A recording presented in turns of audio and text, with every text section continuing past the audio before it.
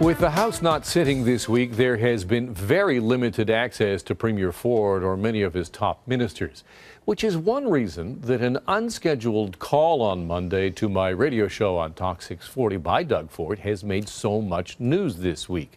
Ford has yet to address things he said during that interview, something that will likely have to change next week with the return of question period.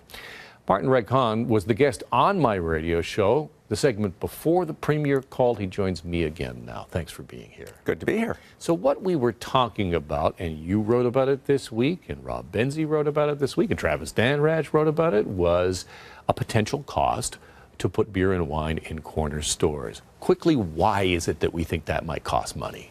Because there's a contract. There is a 10-year agreement that the government of Ontario signed with the big brewers who are behind the beer store, and that contract runs until 2025. So if the Premier wants to make a campaign promise that he will put beer in corner stores, that means he's breaking a contract. Now, the government, the Progressive Conservatives, have done that before, but this is a tough contract because the language is as airtight as it gets. It anticipates this kind of breakup, and it specifically says that the government, that the Crown cannot just duck. It cannot just rewrite the laws. It's free to rewrite the laws, but it has to pay a price. It cannot just be exempt the way it usually is. So I asked the Premier specifically about monopoly and about what he would accept politically.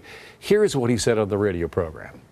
Would you agree to some sort of financial penalty to get out of the master framework agreement to allow an expansion of beer and wine? Would you accept that? Well, we aren't at that point right now. We're negotiating with a beer store, and I'm sure you appreciate, Alan, we can't get into all the details, but we don't believe anyone should have a monopoly on beer and wine. And so he admits to a negotiation, but doesn't answer whether or not he would accept a penalty. Yeah, and we should say that there is a potential for hundreds of millions of dollars in damages and liability that the government might potentially have to deal with. And so I think we should have that conversation. He says we can't talk about it, but actually we don't need to be in on the negotiations. But if there is a price to pay, we should be told how much that is. Is it $100 million, for example? Because that's how much the brewers invested as part of that agreement. They made a commitment to invest $100 million in those beer stores, which I have never been a fan of. They needed some work. And so they did a deal and said, okay, we'll put in $100 million. It's already spent. It's out the door. So if you're going to rip up the deal, you may have some liabilities. Of course, we are projecting here possibilities. And I think that is one of the things that upset the Premier. And the other thing that upset him is that you and I were on the radio program and we were talking about Hydro One, and we were talking about how the Premier promised to get rid of Mayo Schmidt, the CEO, said it would not cost us a penny. But then there was a fallout from that with a California utility. Tell me quickly what that was. You said Mayo Schmidt. Who's that? Oh, you mean the $6 million man? $6 million. The $6 million man. That's how he is commonly referred to by the people. So the problem with what Doug Ford told you on the radio after he called, and it's great that he calls in, is that he says basically, trust us. Trust us, Alan. It's a negotiation. We'll take care of it. But that's what he said with the $6 million man. He said he's fired. He's done, just like Donald Trump. He's fired, and it won't cost you a penny. But when he fired him, when he stepped in as a half owner of Hydro One, the transmission utility, he basically proved that that this government was meddling in what should be a private sector company. And so the regulators in the Western U.S. said, you know what?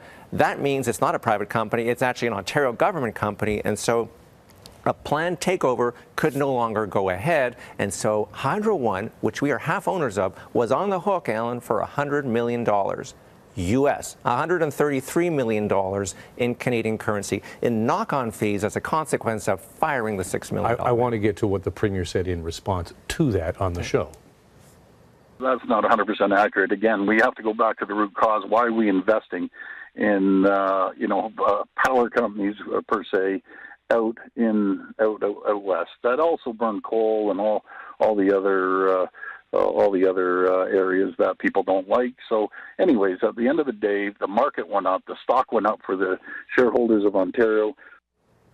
My question right before that was, you agree that it was political interference that ended the deal. And he says it's not 100% accurate, but you're saying it is 100% accurate. Oh, well, it is 110% accurate that there was political interference. He was just deflecting This there. is why you're not the finance minister. You can't use that kind of math, Mark. That's right. We're going to run out of time here quickly, but I want to play one more thing for you. And this was what the Premier said about public health and cuts to public health funding.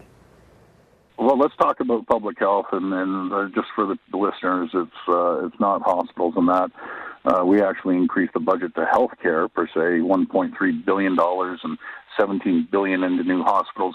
But yes, public health, we went from 75% shared services down to 50. So the municipality pays 50, we pay 50. Those are the folks that go around and go into restaurants and put the little sticker on saying it's safe to eat here.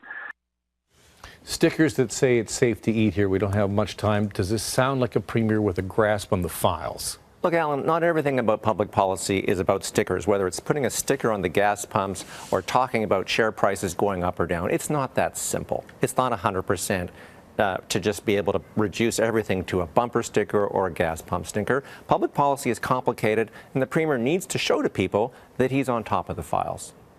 Martin Redcon from the Toronto Star. Always appreciate having you on. Thank you, Alan.